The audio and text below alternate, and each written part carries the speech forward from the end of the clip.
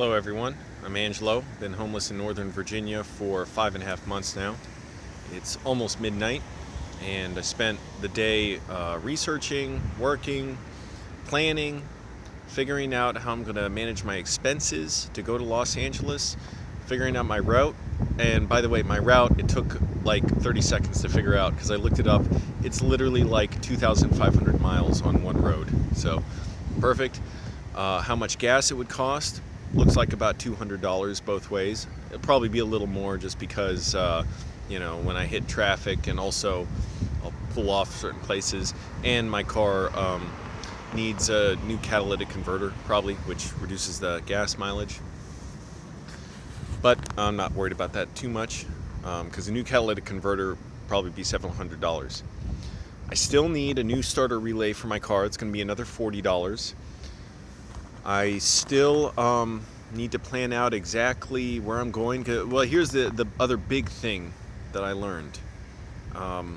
In LA, well, first of all, let me contrast it with Northern Virginia, where I am. I looked this up a couple months ago. Northern Virginia, or at least Arlington, looks like, I think they said there were like maybe 200 homeless people in Arlington, and the homeless shelter around here has helped bring it down to that number, although there's always new people entering the homeless population. So that's very low, sort of, in the scheme of things. It should be none, because it makes no sense to have homeless people here with all the money in one of the richest areas in the world. But relatively speaking, okay, well, no, it's not acceptable. But okay, about 200. DC probably has like several thousand. I didn't even look that up. This whole area has several thousand more, I'm sure.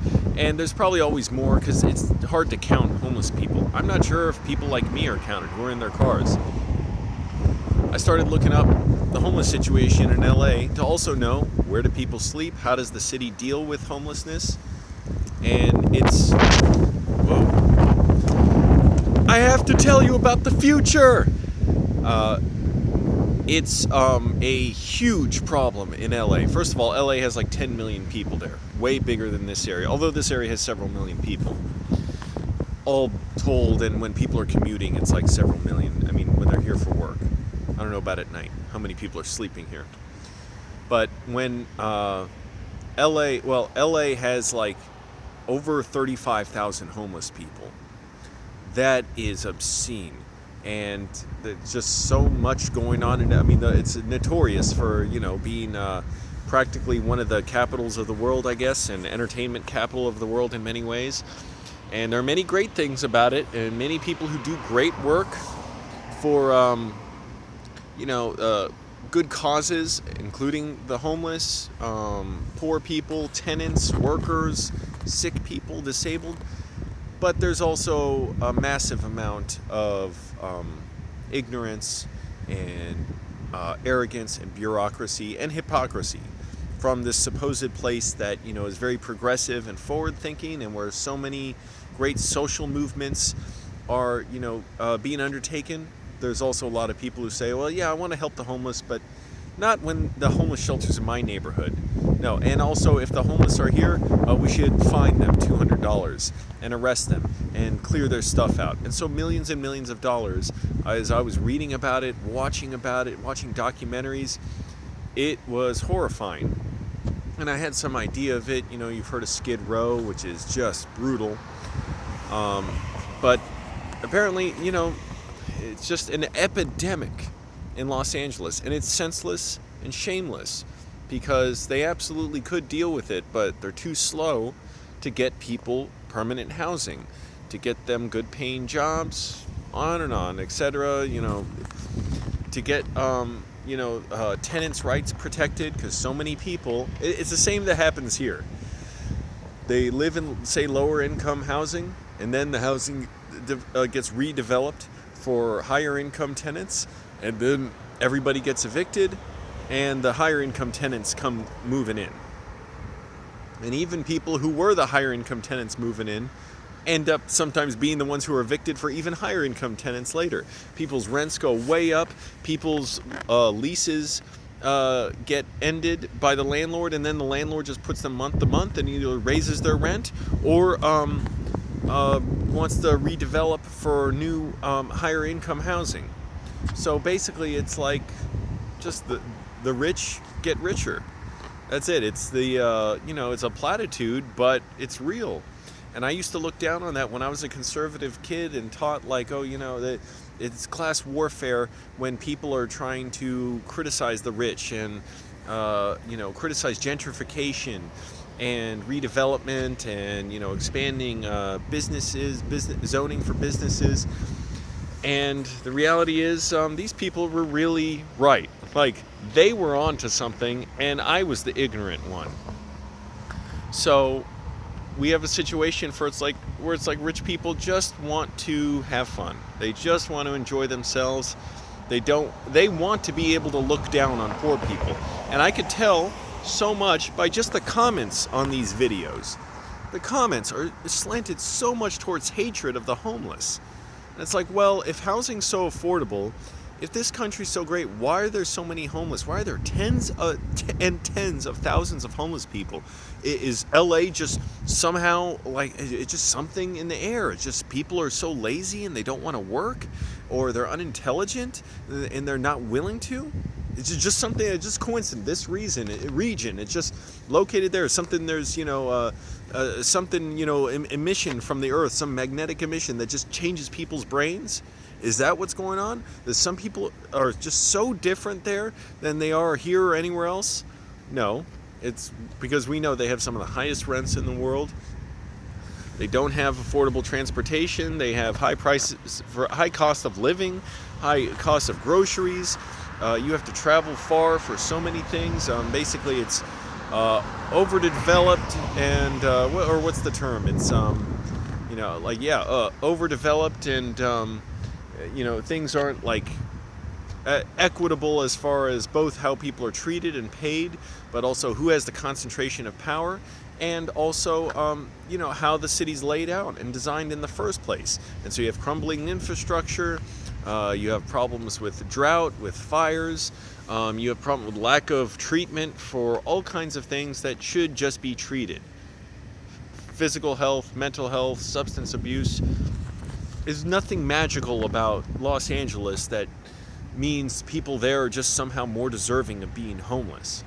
And then people scapegoat the poor and immigrants. It is so absurd how rather than blaming the rich for putting them in this situation, for propping up high housing prices, for keeping out homeless shelters, for trying to keep their taxes low when they drive up the cost of living for everyone else, and they should be investing in their own neighborhoods and their communities. They want it away from them. They don't want to know about the homeless. They're willing to create homeless people, but then when the homeless are around, they want you all to blame homeless people for your problems that are caused by rich people. And they want you to blame brown people and black people and poor people and immigrants. It's shameless. It's how it is. And hey, I know what it looks like to blame those people for their own problems and say, well, you're homeless. It's because you wanted to be homeless on some level. I know that because I was raised to believe that. And so many people are raised to believe that and don't question it. Don't question why, if housing's so affordable and things are so equitable in this country, why are so many people in such desperation? We're taught to hate the poor and revere the rich because you believe, oh, the rich care about you and someday you'll be one of them too. And so as a result, you keep accepting worse and worse conditions. You accept higher rents. And that's even how I was until very recently, which is I was thinking, well, it's horrible, the situation around here. I could agree with that, acknowledge it. The disparity between the rich and poor. You have, excuse me, I'm getting all choked up. The richest, most powerful people in the world in DC, and down the street, you have homeless people living there, desperate to survive. And I read an article about it that came out in March about a woman and her husband who were living like that in a tent, and she was working and she couldn't keep working at her job because she was homeless because her building got condemned that she lived in. And so her and her husband are just desperate to make money, and police keep threatening to sweep up the homeless camp they're in, or I don't know if they're camping exactly, but it's just horrible.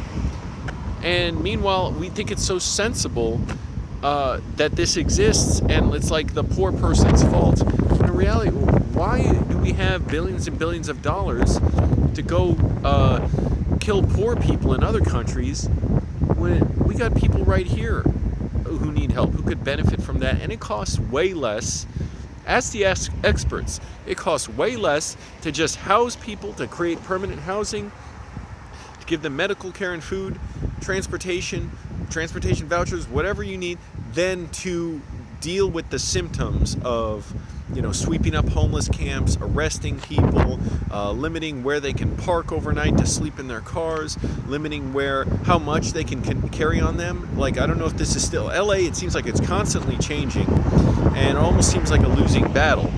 But I choose to believe that it's worth it to try and speak up about this. That, like, there was this rule that homeless people could only have 60 gallons worth of their personal possessions on them, and if they had any more than that, it would be bagged up and then put in this storage area where they could go get it at some point. But it was like 15 miles away, like a 5-hour walk for where a lot of the homeless people were. And so you're using the police to deal with a problem that's not a police issue.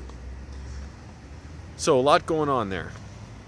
And I'm trying to go there. This is not discouraging me or dissuading me. I'm thinking, okay, I just got to figure out how to get there and get my car worked on so it starts right, and make sure I have enough money. And surely enough, I'm dealing with all that. So calm down, don't get too excited. And then hopefully work on some exciting videos there. I'm planning those now. I've got some ideas. So you wait and see. At the same time, I'm really trying to improve my screenwriting. I realize that it's now or never. There's no excuse for not trying. I realized I need a break in my screenplay. Meaning a break from it, like I just don't have enough information, enough knowledge, and I'm like, wow, this is great. All this stuff I'm learning about homelessness because the story is about a homeless guy. It's not like my story. It's just loosely informed by this experience, but it's totally different.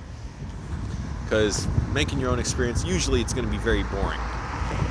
Usually you have to do something that's an alternate way of telling your story, and that's what I'm trying to do.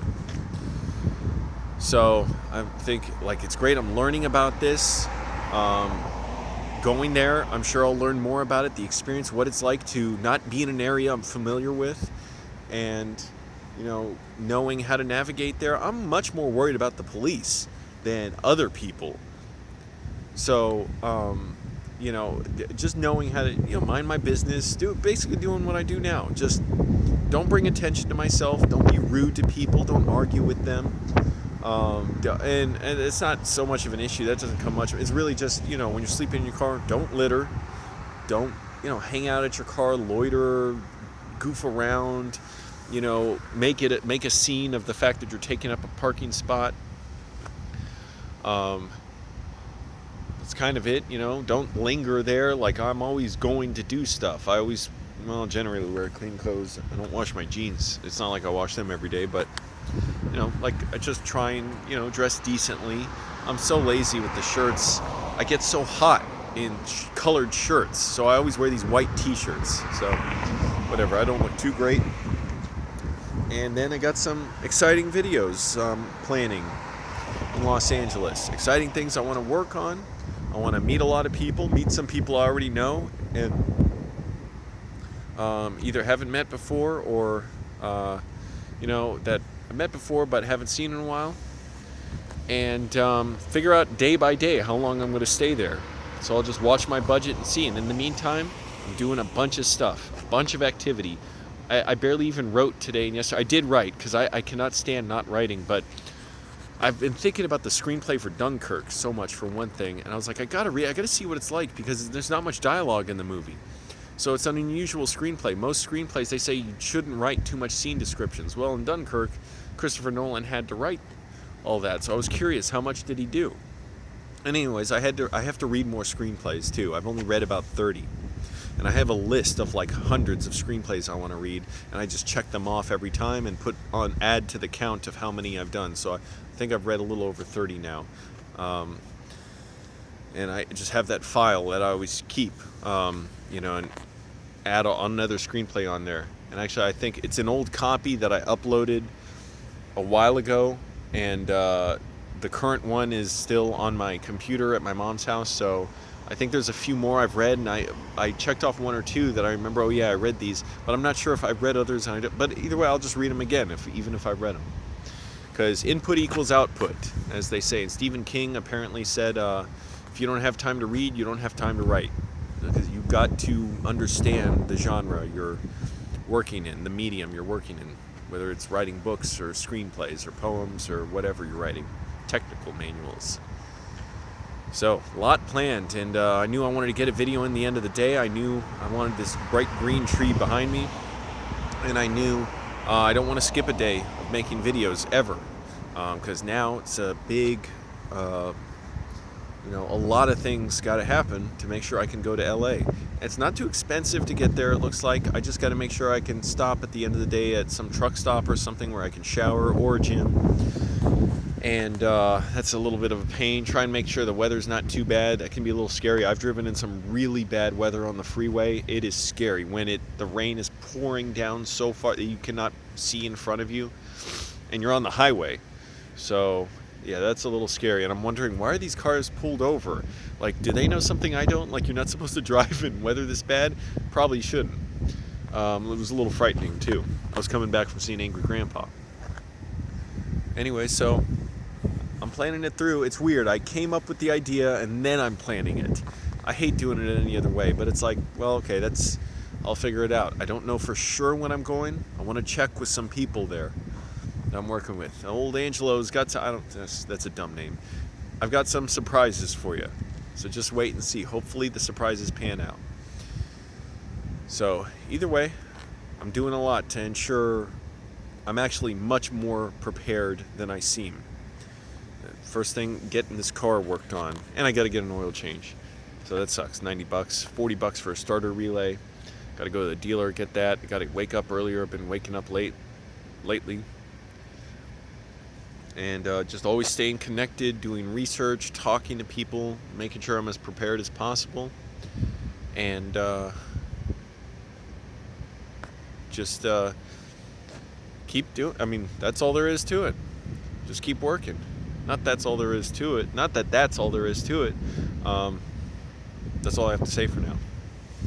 So, thanks for watching, everybody. Stay tuned. This is a big, pivotal change for me. I think it's really, really important. I got to do it.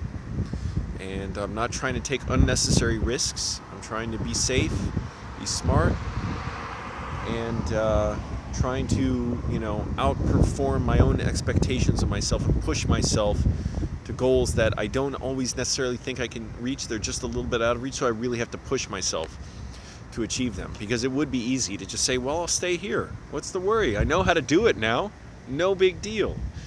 But now I think I got to do this. All right, thanks for watching, everybody. Subscribe for more videos, like the video, comment, and keep watching. I got a lot of stuff coming with my mom soon.